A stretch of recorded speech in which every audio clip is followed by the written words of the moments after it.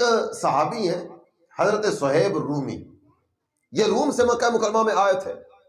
اب جانتے ہیں کہ مکہ مکرمہ ہر دور میں ایک انٹرنیشنل سٹی کے طور پر متعارف رہا ہے، بین الاقوامی شہر تھا۔ یہ روم سے چل کر مکہ مکرمہ میں آئے کہ یہاں کاروبار کے اور کام کاج کے مواقع زیادہ ملیں گے۔ یہ روم سے یہاں پہنچے، جب یہاں آئے نا خالی ہاتھ، کوئی پیسہ پاس نہیں ہے، نہ کوئی رشتہ دار تعلق دار ہے، نہ کوئی اور جان پہچان ہے مکہ مکرمہ میں۔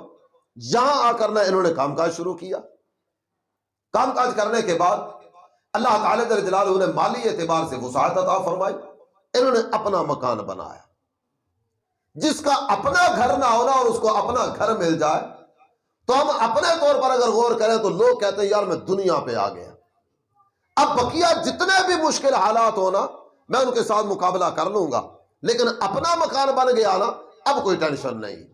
مکان بن گیا، مکان بننے کے بعد انہوں نے 2 لونڈیاں خریدی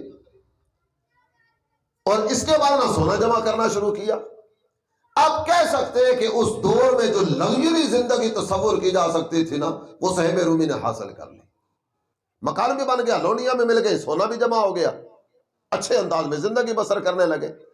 اللہ کا کرم ہوا کہ اللہ تعالیٰ نے مرتبہ صحابیت عطا فرمایا، ایمان کے نور سے دل بھی منور ہو گیا۔ جب یہ سارا کچھ ہو گیا نا، سب کچھ جمع کر لیا، سرکار کی طرف سے ہجرت کا حکم آ گیا۔ اب تصور کیجئے گا، اپنا مکان بڑے ارمانوں کے بعد بنا، سونا چاندی جو جمع کر سکتے تھے کر لیا، ہجرت کا حکم آ گیا۔ ہجرت کا حکم ملا نا تو اب ذہن میں یہ بات نہیں آ رہی کہ مکان کا کیا ہوگا، بقیہ سامان اور اسباب کا کیا ہوگا۔ میں نے تو بڑی چاہتوں کے ساتھ یہ مرتبہ حاصل کیا تھا، میری زندگی کی کمائی، میری زندگی کا اثاثہ، اس کا کیا بنے گا؟ کوئی ایسا ذہن میں خیال نہیں آیا۔ محبوب نے حکم دیا، مکہ چھوڑا، مدینے چل پڑے۔ کافروں نے پیچھا کیا، رستے میں روک لیا، روک کر کہتے ہیں صہیب تمہیں یہاں سے نہیں جانے دیں گے، واپس چلو۔ واپس آ گئے، رات کا پچھلا پہر تھا، دوبارہ بیدار ہوئے، بیدار ہونے کے بعد پھر راہ محبوب پہ چل پڑے۔ یہ راہ مدینہ پر چلے نا، 4 کافر پیچھا کرتے ہوئے پھر آ گئے، کہتے صہیب تمہیں کہا نہیں تھا تمہیں نہیں جانے دیں گے؟ اب یہ ان کو پتہ ہے کیا کہتے ہیں؟ کہتے دیکھو میں اگر مکہ مکرمہ میں رہ بھی جاتا ہوں نا تمہیں کیا ملے گا؟ کچھ بھی نہیں، تمہیں تو حاصل کچھ بھی نہیں ہوگا نا، میرے ساتھ ڈیل کرو، میرا مکان ہے تمہیں دیتا ہوں، 2 لونڈی ہیں تمہیں دیتا ہوں، گھر کے سین میں سونا دفن ہے یہ بھی سارا تمہیں دیتا ہوں، سب کچھ لے لو، مجھے اپنے آقا کے قدموں میں جانے دو، سب کچھ دینے کے لیے تیار ہو۔ وہ آیت کریمہ میں جو چیزیں ذکر کی گئی نا وہ بھی تصور میں رہے، مکان کا تذکرہ کیا گیا تھا، تجارت کا تذکرہ کیا گیا تھا، بقیہ چیزوں کا تذکرہ کیا گیا تھا، سب کچھ لے لو میرا راستہ چھوڑ دو۔ سارا کچھ انچارج کے سپرد کیا اور سب کچھ دینے کے بعد نا راہ مدینہ پر چل پڑے۔ منزلوں پر منزلیں طے کرتے ہوئے جب مدینہ طیبہ پہنچتے ہیں نا، میرے آقا جلوہ فرمائے سرکار کی بارگاہ میں حاضر ہوتے ہیں۔ اللہ کے پیارے نبی صلی اللہ تعالیٰ علیہ وسلم نے جب صہیب کو آتے دیکھا نا، سرکار کے چہرے پر مسکراہٹ تھی، میرے آقا مسکرا رہے اور مسکراتے مسکراتے ارشاد فرماتے ہیں صہیب تمہاری تجارت اللہ کو بڑی پسند آئی۔ یہ واقعہ کہاں ہوا ہے؟ مکہ مکرمہ میں۔ سرکار کہاں ہے؟ مدینہ طیبہ میں۔ محبوب تو مدینہ طیبہ میں، لیکن مدینہ طیبہ میں رہ کرنا میرے آقا مکے کی خبر دے رہے ہیں۔ صہیب جو ڈیل کر کے آئے ہو، جو تجارت کر کے آئے ہو، اللہ کو تمہاری تجارت بڑی پسند آئی۔ اور یہ کہنے کے بعد اگلی بات میرے آقا نے ارشاد فرمائی، میرے حضور ارشاد فرمانے لگے صہیب تمہاری شان میں اللہ نے آیت نازل فرمائی۔ یہ کتنے پیارے افراد تھے، کوئی بھی عمل کرتے ہیں نا، کتنی ہی آیت مبارکہ ایسی ہے جو اللہ نے ان کی شان و عظمت میں نازل فرمائی۔ میرے آقا نے وہ آیت کریمہ تلاوت فرمائی، وَمِنَ النَّاسِ مَن يَشْرِي نَفْسَهُ ابْتِغَاءَ مَرْضَاتِ اللَّهِ۔ لوگوں میں کچھ ایسے بھی ہیں جو اپنی جان تک بیچ دیتے ہیں، اللہ کی رضا حاصل کر لیتے، سب کچھ دے دیا، رضا مولا پہ ہاتھ رکھ لی۔ یہ وہ حضرات ہیں جو عملی طور پر ہمیں نمونہ پیش کر کے جا رہے ہیں کہ چھوٹتی ہے یہ دنیا تو چھوٹے، تیرا رشتہ نبی سے نہ ٹوٹے، دیکھ دیوانے پیارے نبی کے، عشق ہے یہ تماشا نہیں۔ اور ایک صحابی ہیں جن کا نام نامی اس میں گرامی ہے جندہ بن دمرہ لیثی، قبیلہ بنو لیث سے تعلق ہے، عمر زیادہ ہو چکی ہے، نکاحت بھی ہے، کمزوری بھی ہے، ذوق بھی ہے، یہ اپنے گھر میں موجود ہے، گھر سے باہر آنا جانا تھا ہی نہیں، بیماری کی وجہ سے گھر کے اندر ہی تھے، انہیں وقت پر نہ پتہ ہی نہیں چلا کہ مسلمان ہجرت کر کے مدینہ طیبہ چلے گئے۔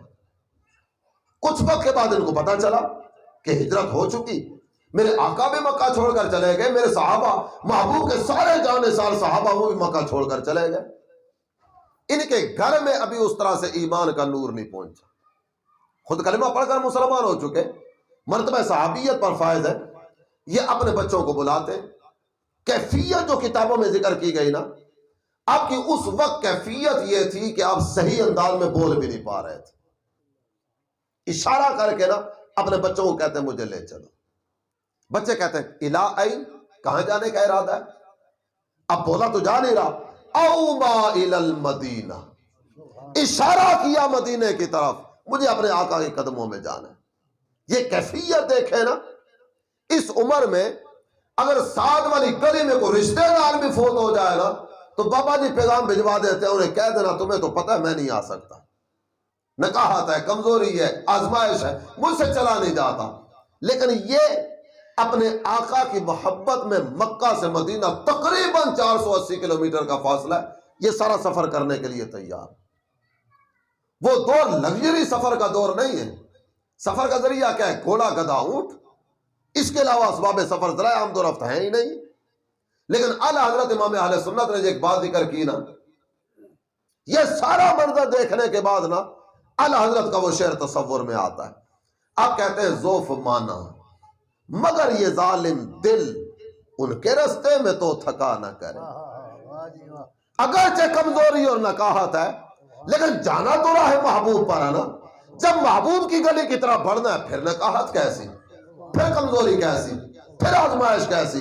بچوں کو کہا مجھے لے چلو، بچوں نے سواری پر سوار کیا، ایک نوکر ساتھ کیا، خادم ساتھ کیا، اور کہا کہ جاؤ ان کو مدینہ طیبہ چھوڑ کر نہ واپس آ جاؤ، اتنا دور جاؤں گا وہاں مجھے ریسیو کرنے والا کون ہوگا، کہاں رکوں گا، کہاں ٹھہروں گا، بیماری ہے، آزمائش ہے، طبیعت میں ایک عجیب قسم کی ہلچال ہے، لیکن توجہ بس رخ محبوب کی طرف۔ یہ یہاں سے سواری پر سوار ہوئے، مکہ مکرمہ سے چلے۔ آپ میں سے میرے وہ بھائی جنہوں نے حج یا عمرہ کیا ہوا ہے نا، مسجد عائشہ کی زیارت کی ہو، مسجد عائشہ یہ جگہ ہے، اس کا نام ہے تنعیم۔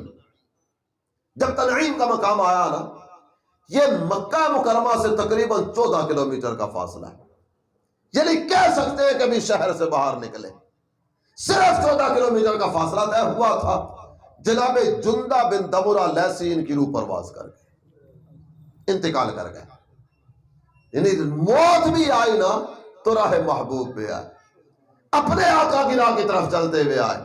لوگ باتیں کرنے لگے، کافر باتیں کرنے لگے، لو جی حاصل حصول کیا ہوا، کیا ضرورت تھی اس عمر میں سفر کرنے کی، حاجت ہی کیا تھی اس عمر میں نکلنے کی، گھر بیٹھتے، بچوں میں رہتے، آرام سے زندگی بسر کرتے۔ لیکن یہاں وہی آیت کریمہ اگر آپ کی توجہ میں لاؤں نا، کن کو چھوڑ کے جا رہے ہیں؟ اولاد کو، گھر والوں کو، اپنے رشتہ داروں کو، یہ سب کو چھوڑ کرنا اپنے آقا کے قدموں میں حاضری کے لیے جا رہے ہیں۔ جب لوگوں کی زبان پر باتیں آئیں، اللہ تعالیٰ جل جلالہ نے ان کی شان میں بھی آیت کریمہ نازل فرمائی۔ وہ آیت کیا ہے؟ خالق کائنات جل جلالہ نے ارشاد فرمایا وَمَن يَخْرُجْ مِن بَيْتِهِ مُهَاجِرًا إِلَى اللَّهِ وَرَسُولِهِ ثُمَّ يُدْرِكْهُ الْمَوْتُ فَقَدْ وَقَعَ أَجْرُهُ عَلَى اللَّهِ، جو اپنے گھر سے چلا نا، اللہ اس کے رسول کی طرف ہجرت کرتے ہوئے رستے میں موت آ گئی، اللہ اور اس کے رسول کی طرف ہجرت کرتے ہوئے چلا، رستے میں موت آ گئی، اس کا اجر اللہ کے ذمہ کرم پر لازم ہو گئے، اللہ اجر عطا فرمائے گا۔ نہیں، یہ جو کر سکتے تھے وہ کر دیا۔ محبت کی ایک ایسی داستان ہے سفر ہجرت کہ تاریخ عالم میں ایسی محبت کی داستانیں نہیں ملیں گی۔ حضرت سیدنا عمر فاروق اعظم رضی اللہ تعالی عنہ، آپ کی نور نظر ہے، آپ کے لخت جگر ہے، جناب عبداللہ ابن عمر رضی اللہ تعالی عنہ، ان کا ایک انداز آپ کے سامنے رکھ کے گفتگو کے اختتام کی طرف لا رہا ہوں۔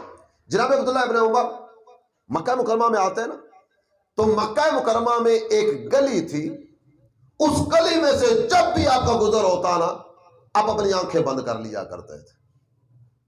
بعض اوقات ایسا ہوتا ساتھ والے کا ہاتھ پکڑ دیتے، ان کا ہاتھ پکڑ کے کہتے تمہیں تو پتہ نا میں اس گلی میں آنکھیں بند کر کے چلتا ہوں، میرا ہاتھ پکڑ دو تاکہ کوئی ٹھوکر نہ لگ جائے۔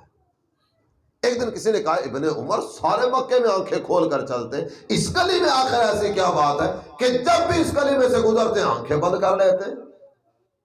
جو جواب دیا نا وہ جواب بڑی توجہ کے ساتھ سننے والا۔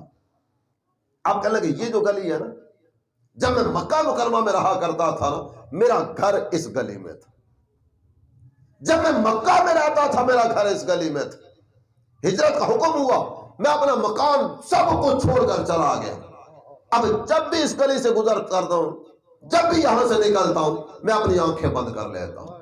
کیوں؟ اس لیے کہ میری محبت مجھے اجازت نہیں دیتی کہ جس مکان کو اپنے آقا کے کہنے پر چھوڑ دیا نا، اب نظر اٹھا کر بھی اس مکان کو دیکھا۔ مکان تو انہی کا تھا نا، مالک تو یہی تھے، سیل آؤٹ بھی کیا جا سکتا تھا، لیکن سرکار کے کہنے پر چھوڑ دیا تو چھوڑ دیا۔ بات وہی ہے، چھوٹتی ہے یہ دنیا تو چھوٹے، تیرا رشتہ نبی سے نہ ٹوٹے، دیکھ دیوانے پیارے نبی کے، عشق ہے یہ تماشا نہیں۔ اور آخری گزارش، یہ جتنے نظارے آپ کے سامنے رکھے ہیں نا، یہ سب محبت کی عظیم داستان ہے۔ آئیے ہم بھی محبت کی دنیا میں آگے بڑھیں۔ یہ جتنے میلاد کے مالے محفلیں یا اجتماعات یا جلسے وغیرہ ہوتے ہیں، ان سب کا بنیادی مقصد ایک ہی ہے، اور وہ بنیادی مقصد ہے میلاد مناؤ، سنت اپناؤ، میلاد مناؤ، شریعت اپناؤ۔ میلاد بھی مناتے چلے جائیے اور اپنے آقا کی اداؤں کو بھی ادا کرتے کراتے چلے جائیے، محبوب کے ذکر سے اپنی زبان تر رکھیے اور محبوب کی اداؤں سے اپنے ظاہر و باطن کو منور کرتے چلے جائیے۔ اللہ کرے کہ ہمیں وہ مرتبہ نصیب ہو جائے کہ جس کی تمنا کسی نے کی تھی کہ فنا اتنا تو ہو جاؤں میں تیری ذات عالی میں، مجھے جو دیکھ لے اس کو تیرا دیدار ہو جائے۔ اللہ تعالی ہمیں سنت نبی پر عمل کرتے ہوئے زندگی بسر کرنے کی توفیق عطا فرمائے، آمین بجاہ النبی الامین صلی اللہ تعالی علیہ وآلہ وسلم۔ صلاۃ والسلام۔